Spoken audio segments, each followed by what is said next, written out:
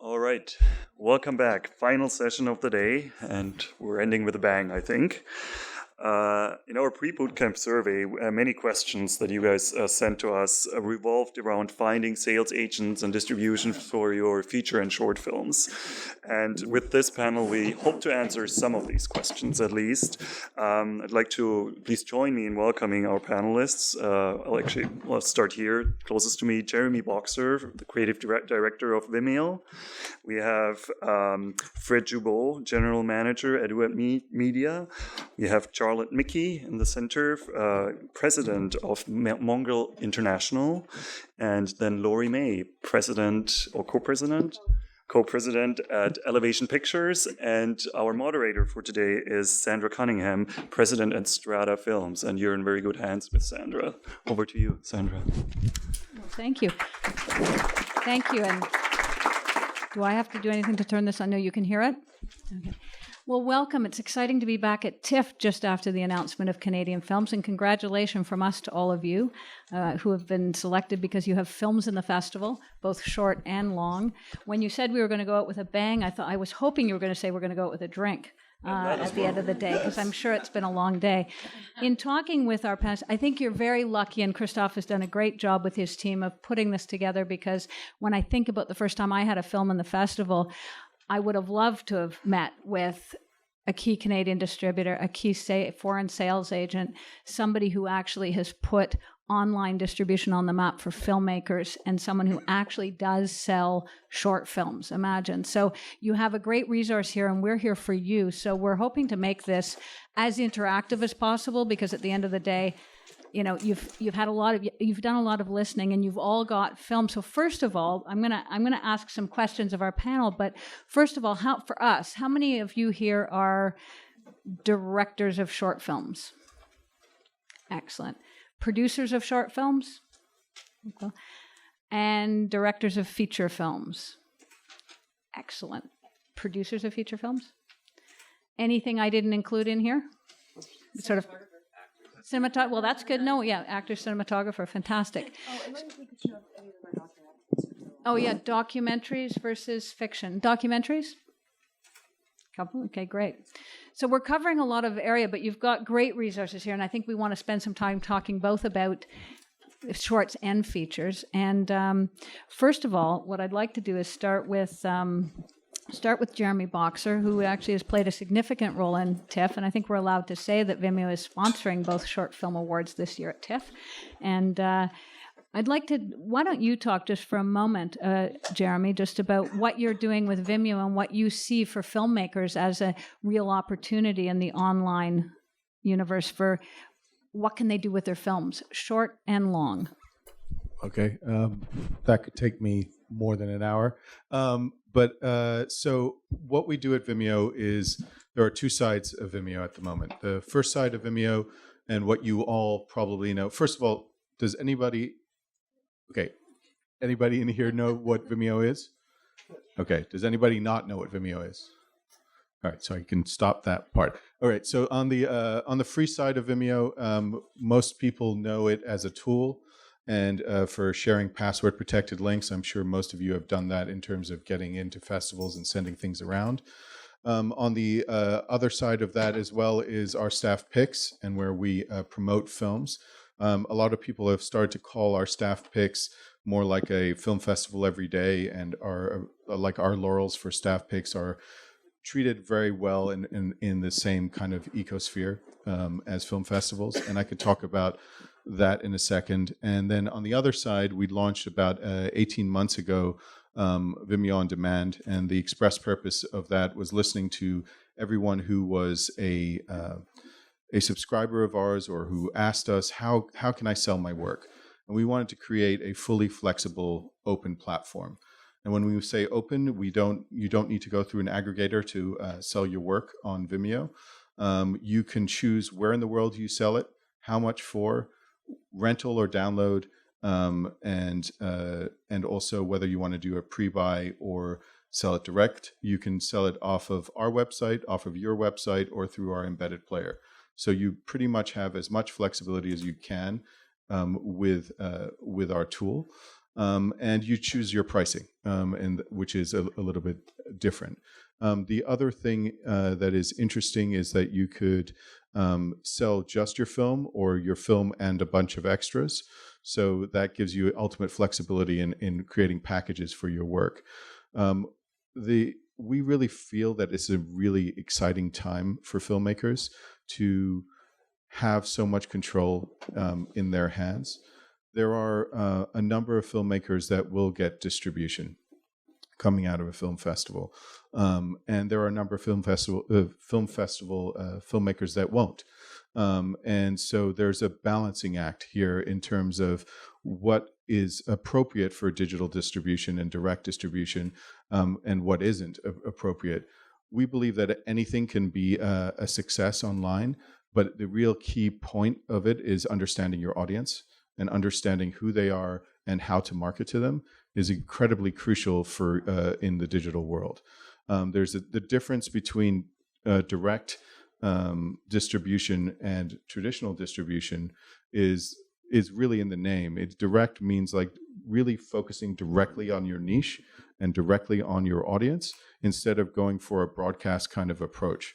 And I think that that's the real major difference in the way you think. And it's all about potentially placement of your content in places that your audience will live.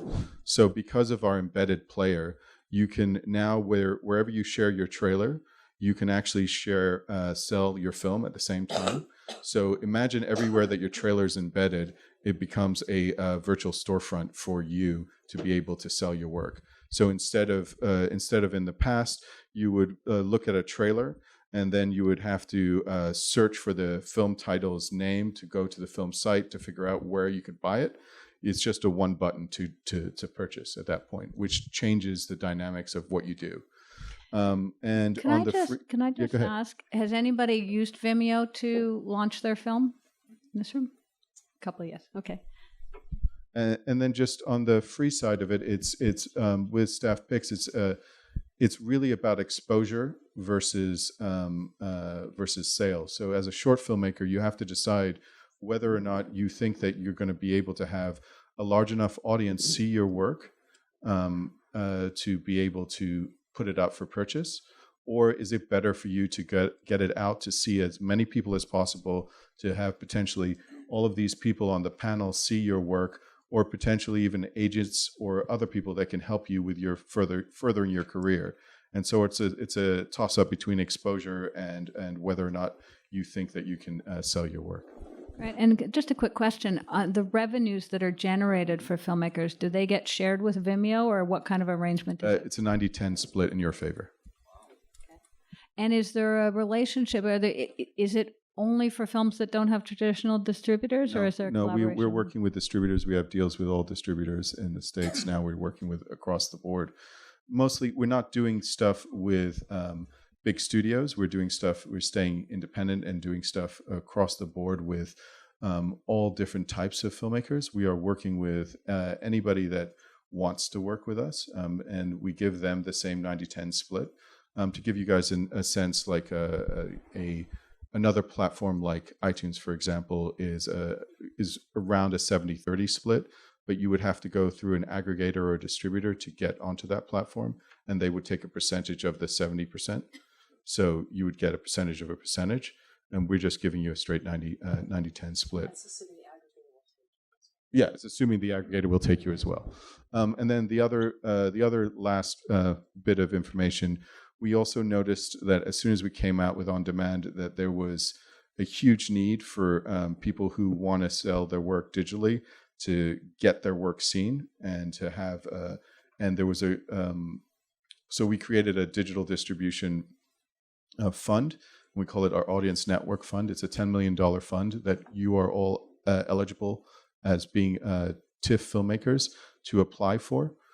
So we put up funds for as advances against distribution for marketing. So that's just something new that we launched in January.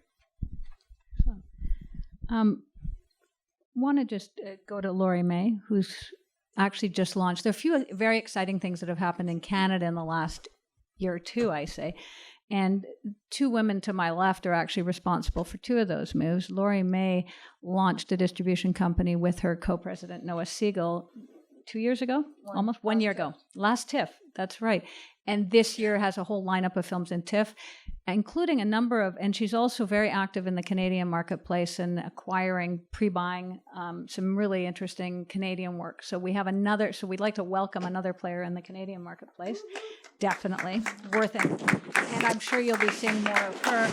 And Charlotte Mickey, who many of you know as a top sales agent from first Alliance, then Maximum, then Celluloid Dreams, and then E1, and now the president of Mongrel, who has, added an international sales agency to their Canadian distribution. So two very important players for Canadians in the room, particularly launching feature films. And how is this digital market, just riffing on what Jeremy was saying, how is it serving and playing into your world on bigger films and smaller in the marketplace? Yeah, okay. Hi, and congratulations as well to all of you. My brief history, I don't know if the bio was whatever, but I was Lionsgate's lawyer for 8 years when Lionsgate, literally, it was funny, had one person in New York, one in LA, and then they became Lionsgate. They spun off their Canadian division to me, which was Maple, which was acquired by Alliance, which was in turn acquired by E1. So a bunch of executives said, we got to go start something else, because with total respect to E1, it gets very, very big. And yeah, I like working on 15 films and really rolling up the sleeves and talking about everything and getting passionate with the filmmakers. You just get to a certain size that becomes less possible. There's more executive. There was, when I was running Maple, there was 2 acquisitions executive. When I was at E1, there was 45. Right, when you're sort of talking about the foreign and Australian and whatever. So it's great. It's a big machine, but it's nice to be part of. I like sort of the boutique-y part. But the world has changed in more ways than there having been consolidation and creating opportunities for new players. Definitely in the modeling. Since Maple was sold in 2011, and Alliance bought E1 in 2013. We launched in 2013, and here we are. The models that you do when you're doing a film, like everybody's talking with the decline of video. It came in a big way. Like, boom, Blockbuster's gone, and all the people are gone. Redbox, which is big in the States, isn't quite here yet, and so everyone talks about, well, that's okay that you're losing almost 50% of your revenues from certain titles because it's going to be made up with other revenue sources. So yes, definitely you see an increase in VOD numbers, but it's an exponential increase on a small number. So it's like, wow, our VOD numbers doubled. They used to be 2, now they're 4. It's not like starting with a big number, that exponential growth. It's certainly there, and that's great. And in the digital world, there's been a lot of growth as well, just because I think as the technology gets, as people that are I have 2 kids, 10 and 12, and they can get on and Apple TV and any whatever, they can download whatever they want.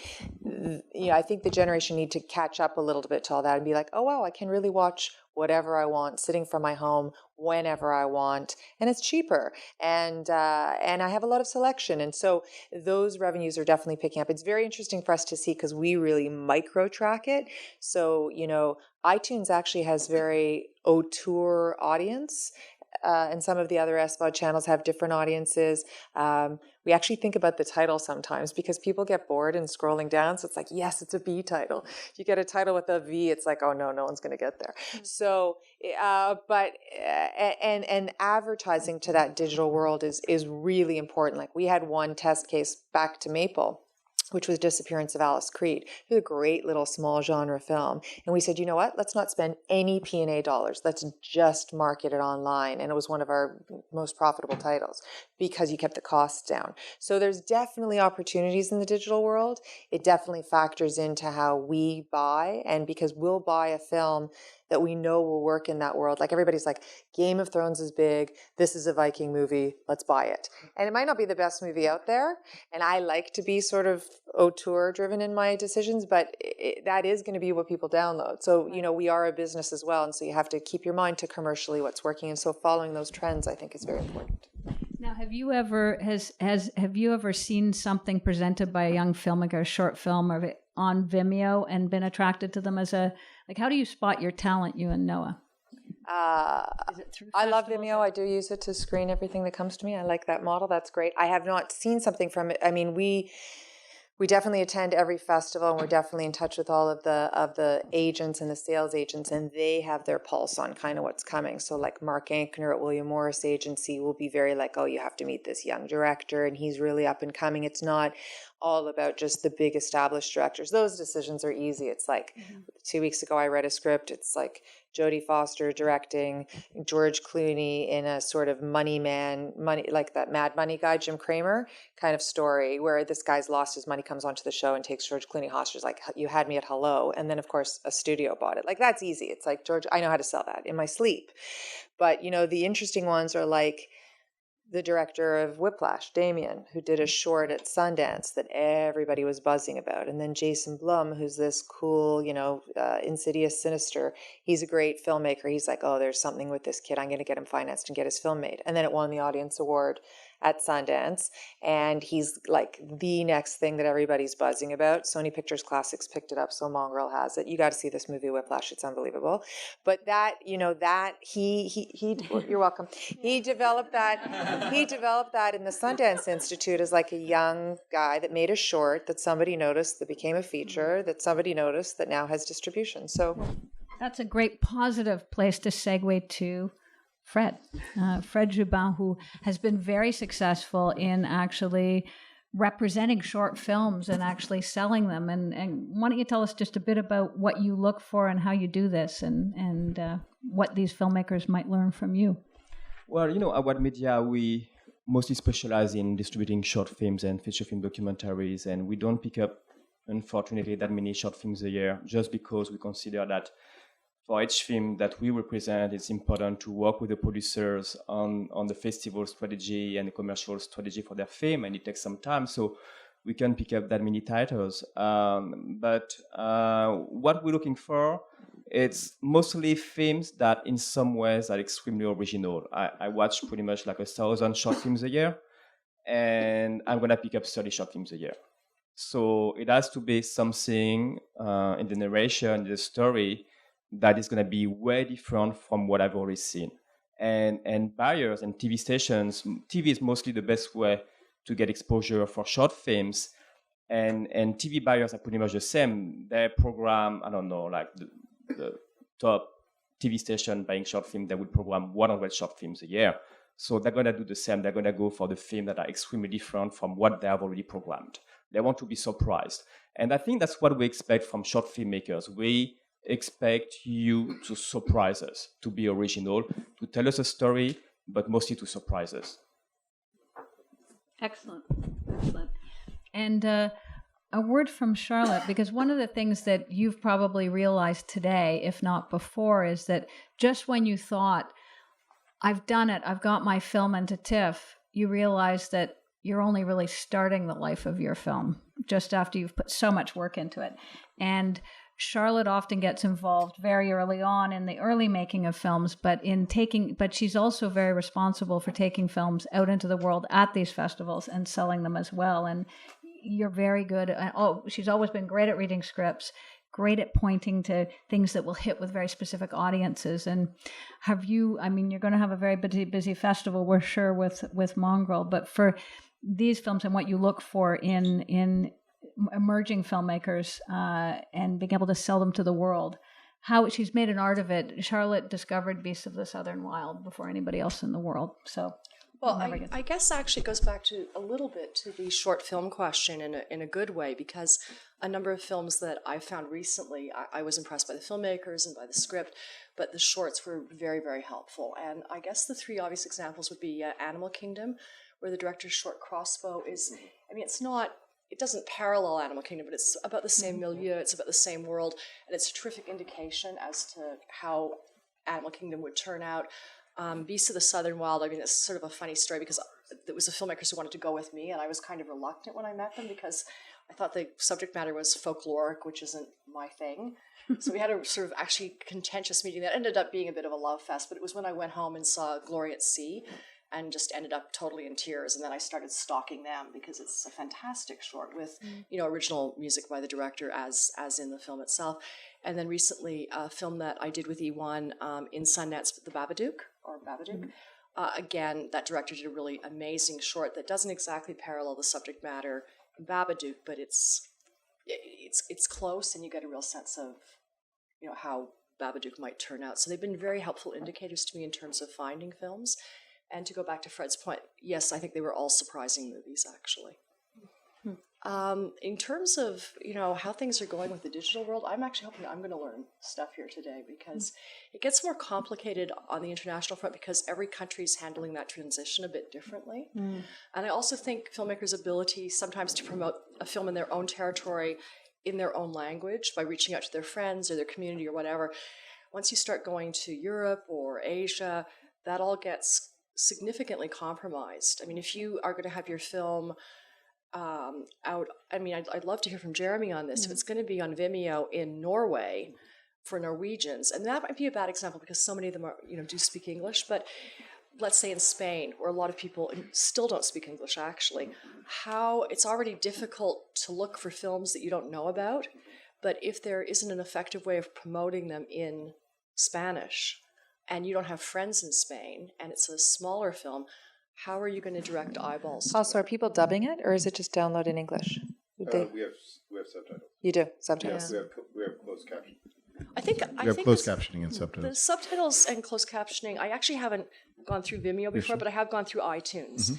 And yeah, we there as a sales agent, I actually been responsible for making the subtitles, and there are fantastic services that are very cost effective, but it doesn't necessarily address the issue of the promo. No, it doesn't. And then it's not just a question of subtitling a promo; it's also a question of getting the promo out there, not just on Vimeo or iTunes or whatever it is, but other platforms, so people are directed to it, which is something a local distributor can do for you. So Yeah, I mean, I think it's really it really depends on, again, knowing your audience, and if they the beautiful thing about the internet is you can do a lot of research yourself and find out a lot more information than you would have, let's say, 10 years ago, where you would have had to have a friend there or something else to tell you what's going on over there. So, for example, if you were doing a film and it has a high it's a boxing film for lack of a better description,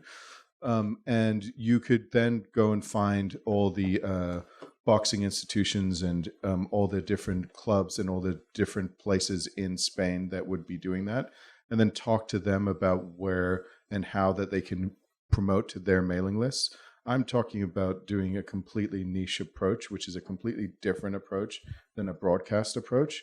And by enabling fans of certain sports or certain ideas or your audience and being able to understand and pinpoint them, you can really get to them in a different sort of way where it's different in that way.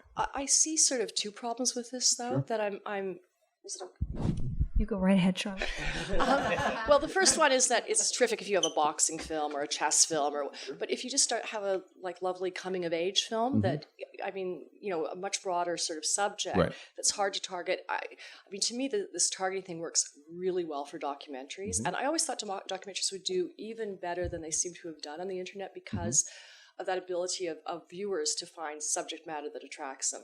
The other thing is there's also, and I run up against this with filmmakers all the time, there's some subjects that people just do not want to see on film. And I think the classic example is bird watching. I mean, there's a huge number, there's a huge number of bird watchers out there. Like, if you listen to people who make bird watching movies, you would think the world was filled with bird watchers. And it may be. But they don't want to see movies about bird watching. They want to watch birds and talk to other bird watchers, but they don't want to see a movie about it. That's actually, that is very interesting because we had the LeBron James film More Than a Game. And this was when I was at Lionsgate, so Maple, and everybody was so excited, LeBron and his story, and it's so interesting, and they slapped down a big advance for it. And then it didn't really perform. And then, you do the post-op sort of what went wrong and what happened in the targeted audience. And it was like, LeBron James fans want to watch LeBron play basketball. Some people are interested in his backstory, but for the most part, they want to see him play basketball. So it was very interesting because he thought it would cross. Now, sometimes it does cross over. No, but there's also a weird flip that you brought up, very interesting, which is people who I don't think would ever go to see boxing, who love boxing movies. And equally, people who I don't think are that thrilled about going to the ballet because at the end of the day, they're sort of bored, actually like movies about ballet where they can see leg warmers and tutus and all that ballet porn stuff, but not actually have to sit through a goddamn ballet. So, Have but you've got to be clever to, and a lot of what I'm saying is all retrospective, like it's Absolutely. all, you know, Right. diagnosis. So how do you get ahead of it? And it was interesting. Go ahead, Jeremy. Yeah, I mean, I think that you make really valid points. I think we are in a very big transitionary period at the moment, and you're right. Documentaries do a lot better because they have either one of two things: identification of an audience just by subject matter, or call to action based off of their premise. So because of that, you understand your audience a lot better. Yes, and digital distribution direct distribution may not be the best for everybody. It may not work for certain types of films, but it will eventually become easier to identify audiences and easier to get to audiences as things start to develop more. I mean, if we had this conversation a year ago, it would be completely different. And when we started to have conversations last year, it was completely different in terms of what was going on. Like, we had a film, granted it was produced by a really well-known director-producer, but we had a love story that decided to go literally at Tribeca, go live on Vimeo right after their screening at Tribeca. And just it was pretty big for us. So it was just like, that was a Joss Whedon produced feature film that was a really small independent film love story, supernatural love story, and it was marketed purely by its story and going to his fan base and to other things that were there, but just really trying to do something different. And just one thing on the marketing of what they did, which I found really interesting, is like, when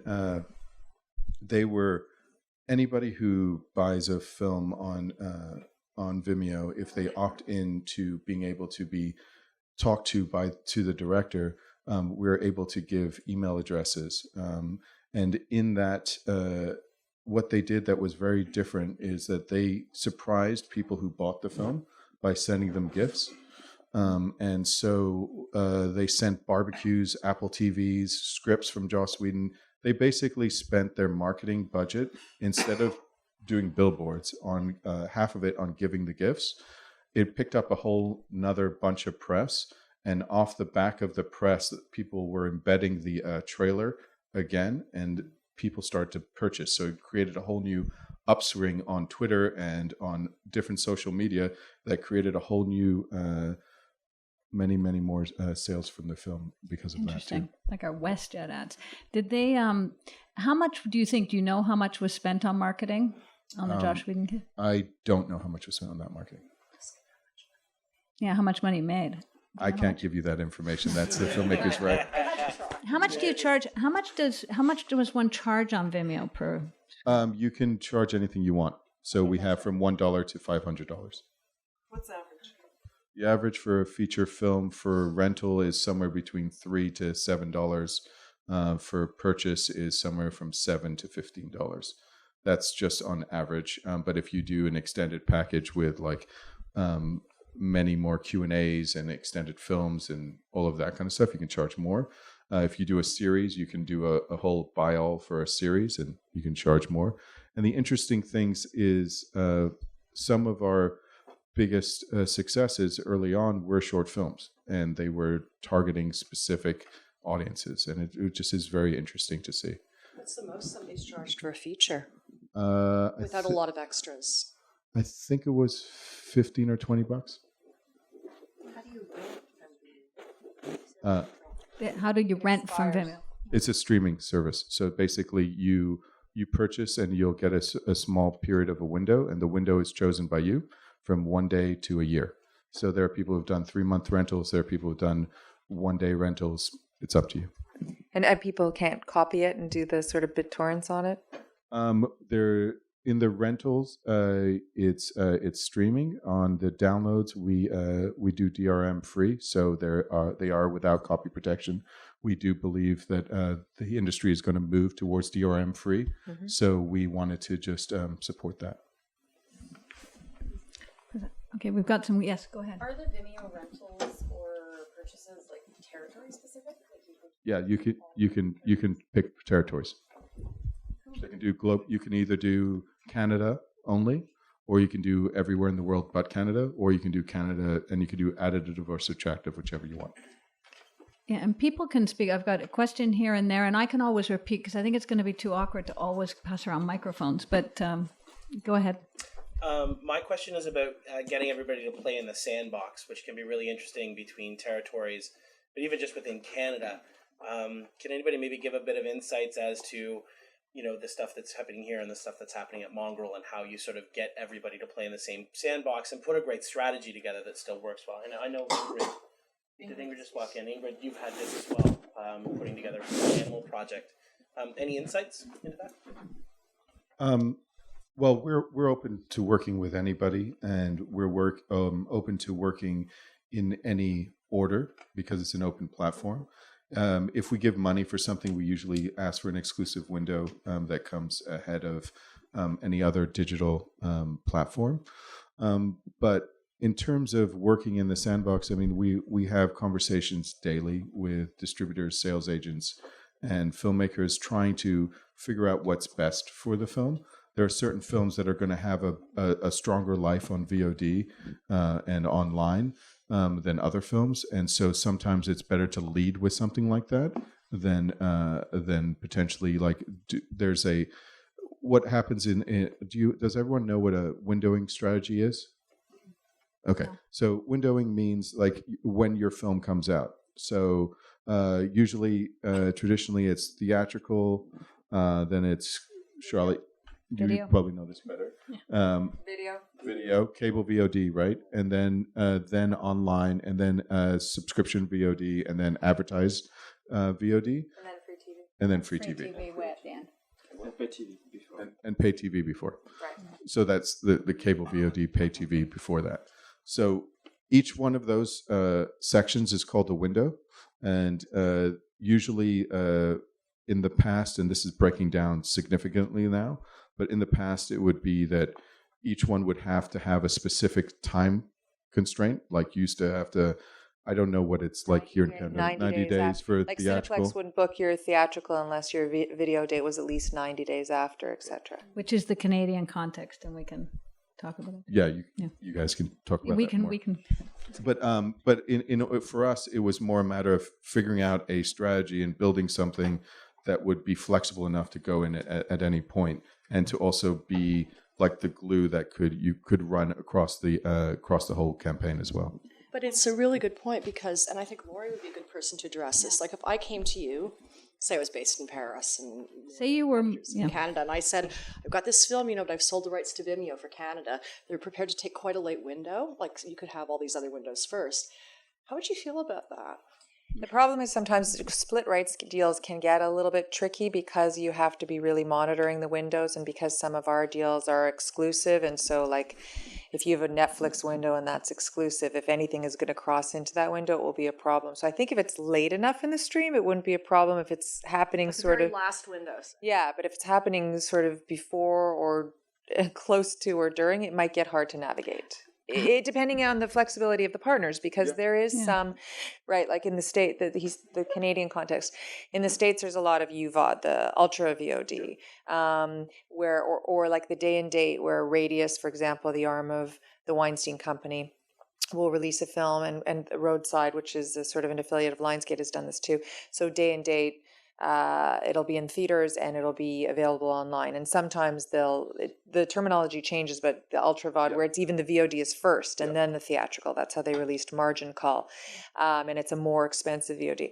Because there's such a lesser pool of exhibitors in Canada, and Cineplex isn't really been so in favor of changing those windows yet, that really doesn't exist. Like if you're going to go up on VOD, they won't give you so many screens. Now there are other options. TIFF Bell Lightbox you can do it with, and AMC when they existed had some, etc. Empire, but that's all consolidated again. So the windows are shrinking. It seems to be happening in the States faster, and then hopefully we'll follow suit, because it's hard for us as Canadian distributors when they're playing with the model and making it work. If we can't follow the model, it gets difficult. Like if we want to do a UVOD title, we just won't get the theatrical revenues. So, but I think it's morphing.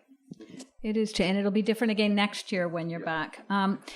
Well, it's interesting the conversation between distributors and a service like Vimeo, because while it's true that when you say what is a direct, filmmakers can actually launch on Vimeo themselves, which I think is very relevant for a lot of emerging filmmakers in this room with short films. But when you get into the more complex world of features that already have distribution in place, it's how does a distributor, so what interest do you have? How are you working with the different players now? Would you do project by project deals with a Vimeo, or would you consider doing a deal? I'd probably start project by project. I always think it's good to walk before you run, and see how that works and try to figure out the windowing. You did hear that he pays. Yeah, did you say you pay in advance for films? Yeah, that was good. Thank you, Jeremy, Fred, Charlotte, and Lori for coming out.